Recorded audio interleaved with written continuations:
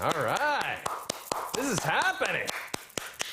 This is exciting, guys.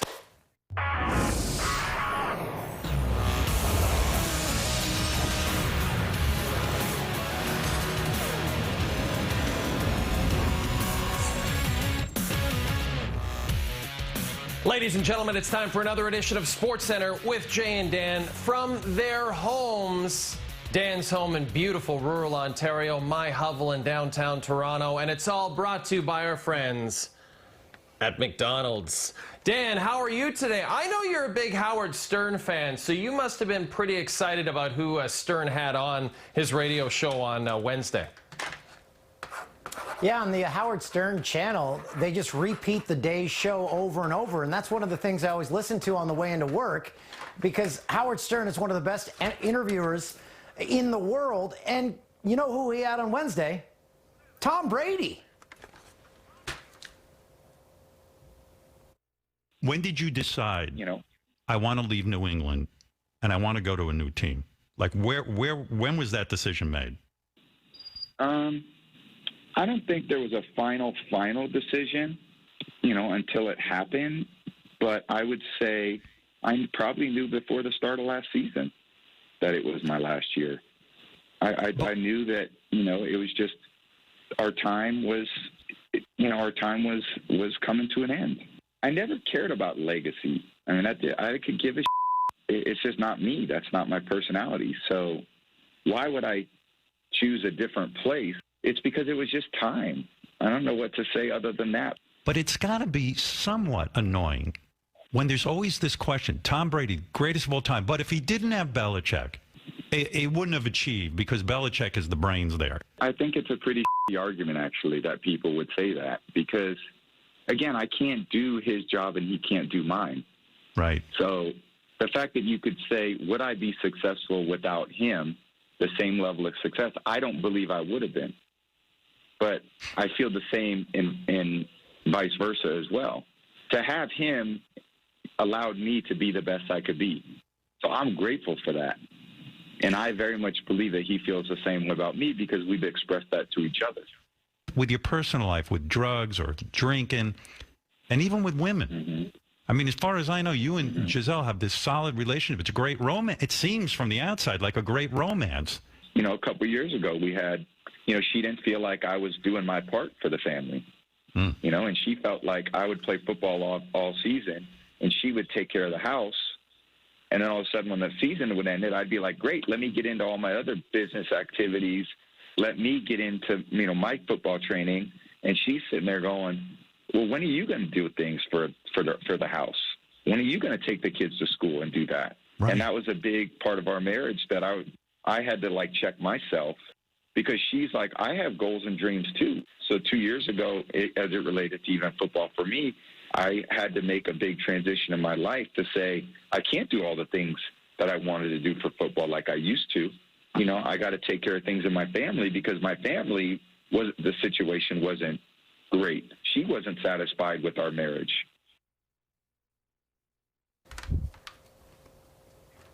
So well, there you go. Interesting, Tom, Dan. Yes? Yeah. Tom all of a sudden has a potty mouth. He doesn't hate Bill. And Tom, very selfish. He had to check himself before he wrecked himself. It's true. Happy wife, happy life, right, Dan? Everybody knows that's a fact. And whether you're Tom Brady or Howard Stern or whomever, you definitely have to take care of what's going on at home. I will just say this. Is Giselle saying that there were no nannies involved whatsoever? Like none? Like no one else to help out? Just Tom? I mean, he's a Super Bowl winning quarterback. He's won a lot of them. Maybe one nanny? I don't know. I'm just saying. I don't know. But I wanted to hear more. I heard they were talking a lot about Tom showering with other men and what that was like, because I know Howard Stern has a bit of an issue with that, and he feels his appendage is maybe not impressive. And he was asking about everyone else's appendage, including Gronkowski's, and Brady said it's exactly what you think it would be. Let your mind wander on that one. Yes. Now, on to perhaps more serious subject, Dan. The Ottawa Senators, 5 players and 1 staff member tested positive for the COVID-19 virus. They were on a 3-game road trip near the end of the time when the NHL put a pause onto their season. So it's understandable that the team had to deal with that situation. But I understand their head coach, DJ Smith, had an update on Wednesday. Good thing is that everyone, that had it didn't have horrible symptoms. What we're seeing on TV and some of the people that have really struggled. Some guys, didn't feel well, but being athletes, they all got through it. And they're all on the other side of it now. I'm really glad that everyone that was involved in our organization and on that plane is now doing well. But certainly a scary time. So I think, but it hit us. But at the same point, probably saved a lot of us too, because unless you see it up close that quickly, we probably got a little bit of a jump on this. Okay, so there you have it, Dan. It's a tough situation because, as a head coach, you're all you're dealing with is X's and O's, and you're trying to coach this team, and all of a sudden you're dealing with 5 players sick with a virus that we currently don't have a vaccine for. It's got to be a bit of a curveball for DJ Smith. On an unrelated note, DJ Smith, every time I see him in front of the camera and behind a microphone, I say, I want to have a beer with this guy. He's steadily climbed the ranks in coaches I want to hang out with.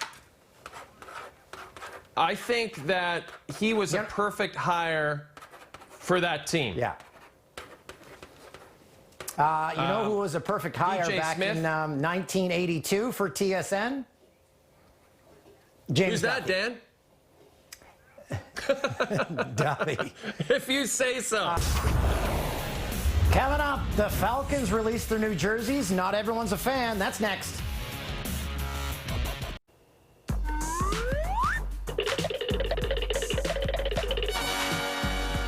Okay. All right. It's time to go over. Toolsy, where are you walking to? I can't go that far. I just had an elevator installed. Hey, look. Oh, really? There's a Jolly Jumper right there, Toolsy. If you know anyone who needs a Jolly Jumper, let me know, because the kid's outgrown this one. Okay. So now I'll it might actually fit me. That'd be good exercise for you, especially because you have to stay indoors all day. Exactly. Good cardio. Dan, it's time for Sports Close. Are you excited? The Atlanta Falcons updated their uniforms for the first time in 17 years. 17 years! Ooh, and this is what they look see like. These. Okay. Ooh, fancy. But the Carolina Panthers thought they looked a little familiar. No. No, that's good. Toolsy, are you okay? Yeah, so they're comparing it to The Longest Yard. I never saw that movie, and should I?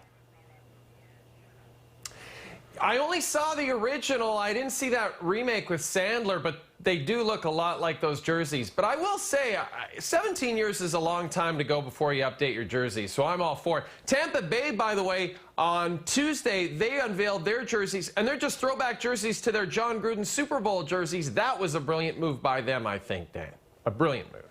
Yeah, I love those. Very clean, crisp look. That's all you need in a jersey. Clean and crisp.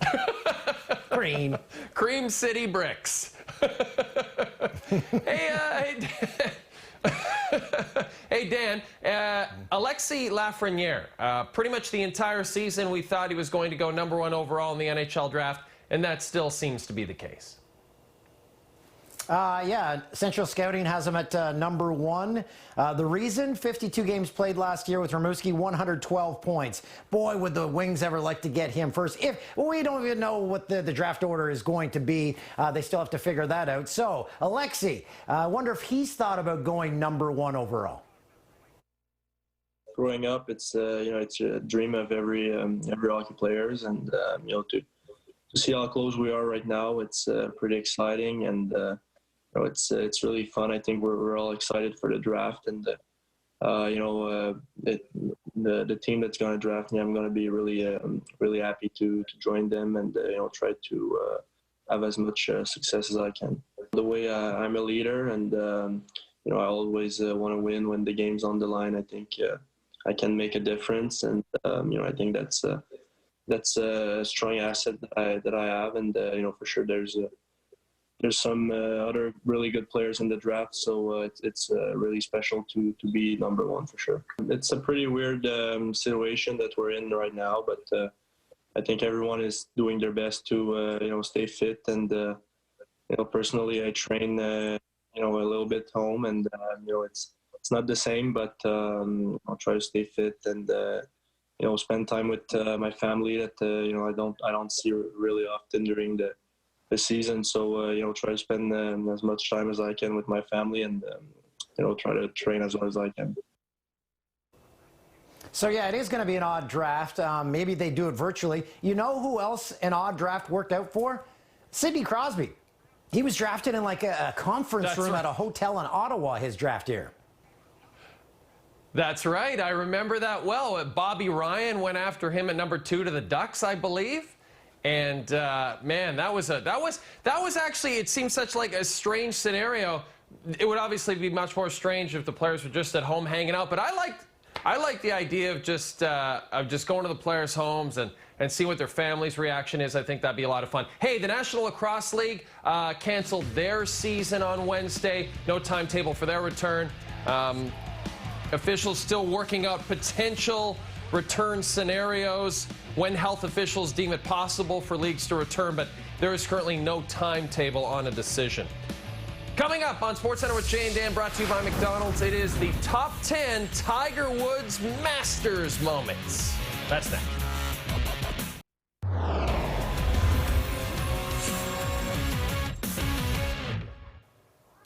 Tiger Woods Champions Dinner would have been Tuesday night at Augusta National. But with the tournament delayed until November, the 5-time champion threw his own Champions Dinner, quarantine style, in his backyard with his family. It's a pretty nice backyard. Woods plan on serving fajitas, sushi, and milkshakes at this year's dinner. Top 10 Tiger golf moments.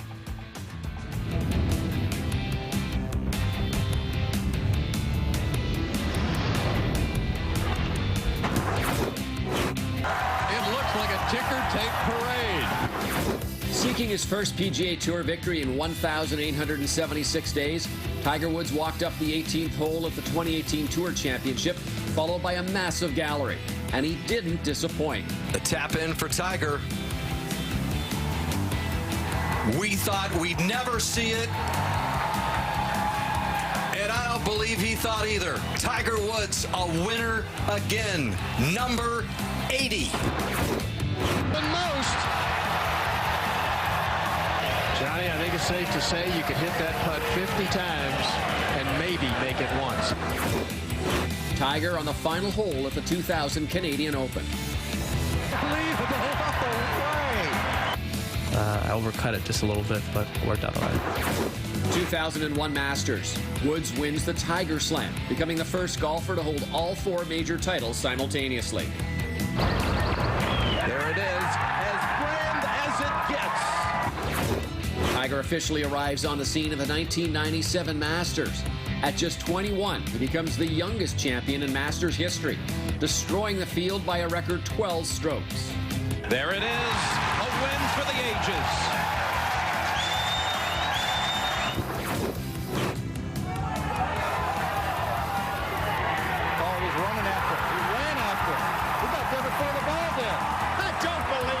One of the most iconic putts of his career, Woods was engaged in a battle with Bob May at the 2000 PGA Championship.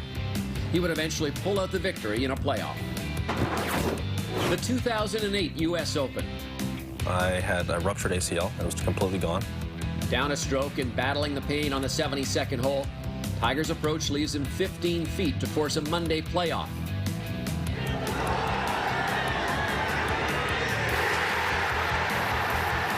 Expect anything different? Woods would triumph in the playoff, taking his third U.S. Open title.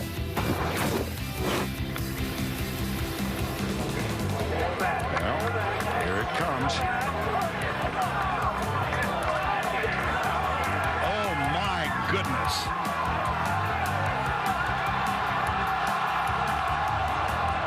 Oh, wow! In your life have you seen anything like that? This guy's pretty good.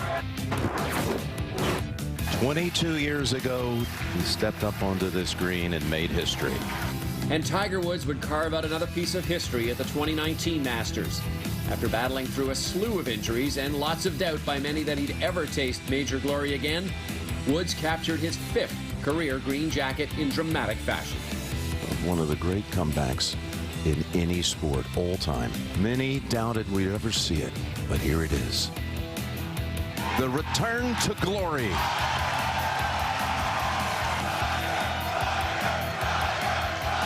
Once again, the Masters champion. Day 4 Masters Rewind presented by Mercedes-Benz starts Thursday at 2 Eastern, 11 Pacific with one of the great shots in Masters history from 2012 champ Bubba Watson. Then at 7:30, 1997, Tiger Woods' record-breaking win. And when we return on SportsCenter with Jay and Dan presented by McDonald's, we'll tell you who delivered and what we messed up.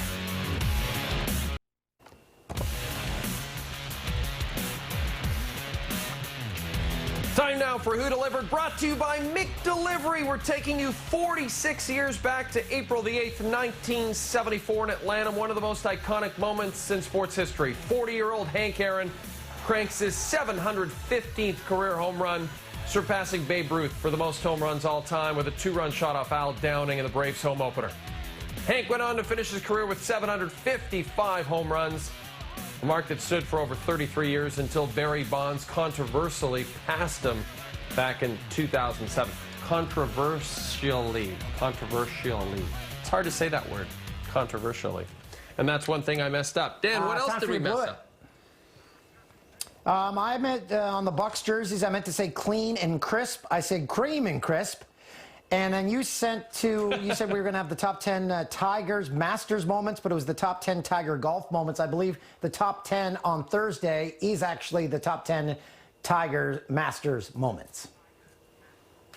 I'm getting ahead of myself again. I'm so excited about these shows we're doing from home. I just want to get on to the next one immediately. Yeah. And I like to end each show by washing my hands. Remember, wash them.